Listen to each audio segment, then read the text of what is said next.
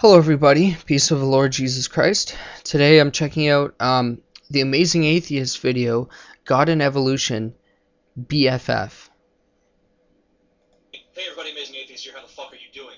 There's a group of people that call themselves theistic evolutionists, and they believe in the theory of evolution as well as the divine creator. And, sometimes it's someone who believes in a divine creator as well as the Big Bang. So they believe that we came about by a natural process, but that this natural process was guided by a supernatural force. So in other words, that's the same understanding behind Genesis, that there is a natural process, but God spoke the universe into existence. That's the part we don't see.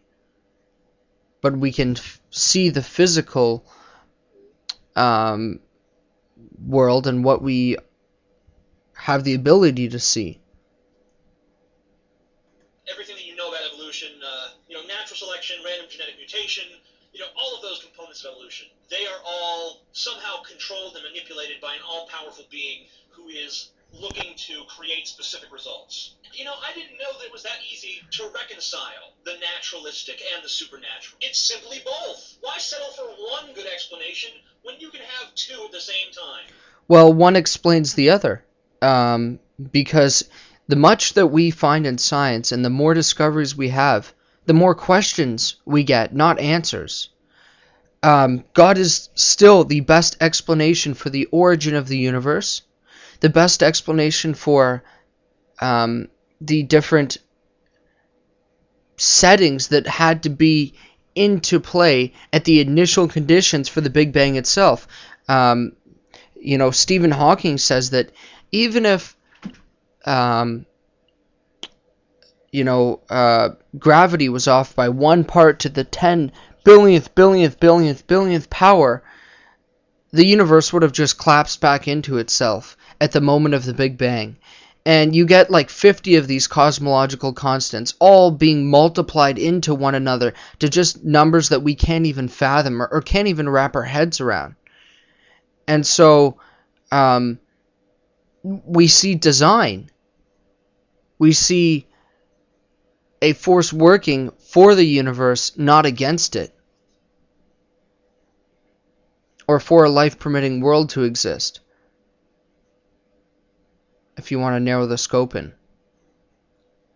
Sure, there was a Big Bang, but, God probably kick-started it. And sure, the diversity of life on Earth is due to a natural process called evolution, but God was there watching and protecting certain species and, nudging things this way or that, trying to kind of steer it towards, us, the ultimate creatures on God's green Earth, of course. Hey, and the theory of gravity? Yeah, sure, objects are pulled down by gravity, but they're also pulled down by goblins with magic invisible strings. Ooh, yeah. So even Christians who believe in the Genesis story don't believe that way about gravity or about the naturalistic world. And this is why I see that the Christian faith was really the forefront of the scientific world.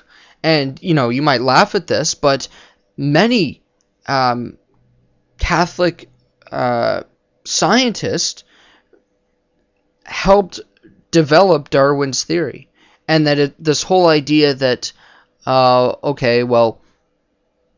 one is against the other and it's contrary really isn't the position that at least the Catholic Church has taken. Yes, there were mistakes in the past, but to deem them all as villains like that really is a deep misunderstanding of history. And here's why I think Christianity is the top,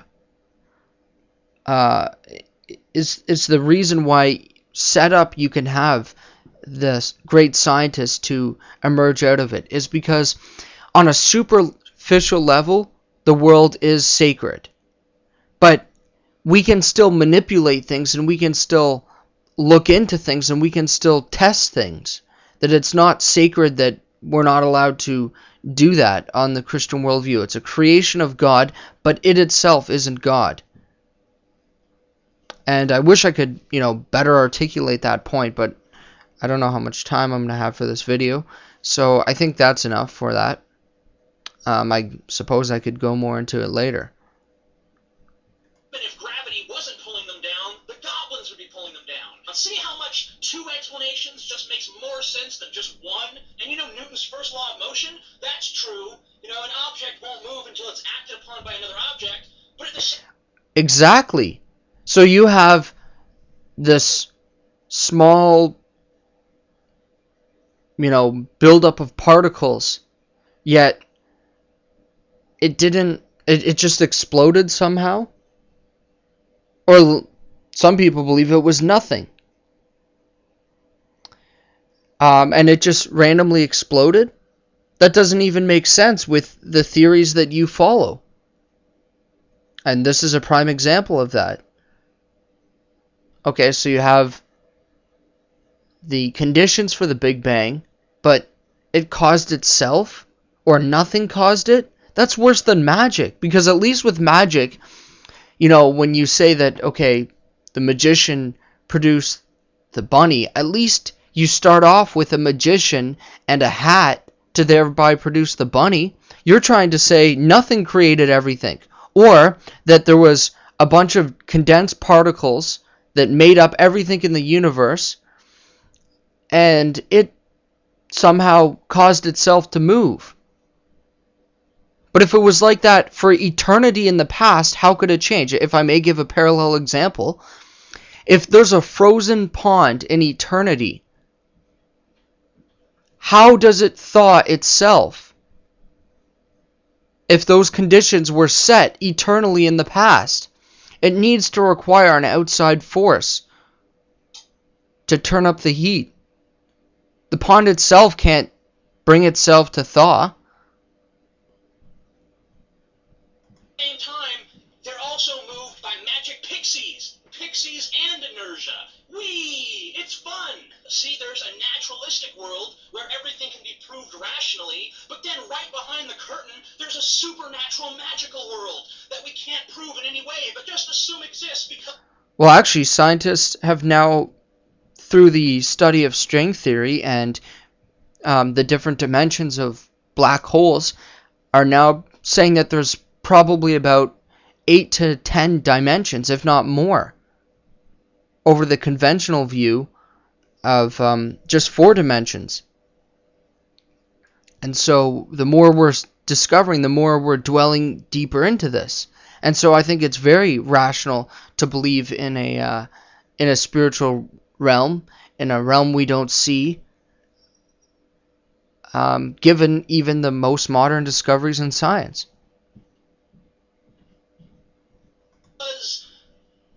Why?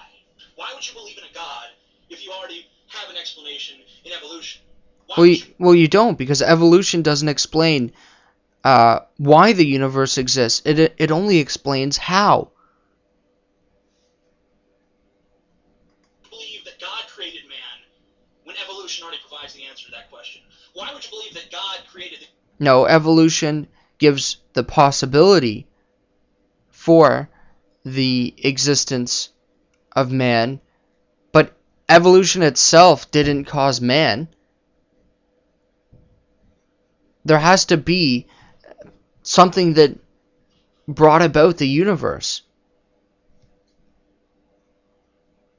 It couldn't bring itself into existence. That's just contradictory. The universe, when the Big Bang already provides an answer to that question. Doesn't make much sense, folks. Just doesn't make much fucking sense. Well, even the Big Bang Theory is now trying to be replaced with the Big Crunch Theory. And, I think it will just be endless in the way people answer it. So the Big Bang works for you when you want it to, but when it doesn't work, you'll switch over to the Big Crunch Theory. And I've seen, atheists do this. You wouldn't believe it. Well, the universe is eternal then. Well, no, it had a beginning, and it was at the Big Bang. Okay, well, can it be eternally in the past without change and then suddenly bring itself to change? Well, no, it's the Big Crunch Theory. Okay, if the universe is eternal, you're still dealing with those same contradictions. Anyways, thanks for watching, guys. Take care.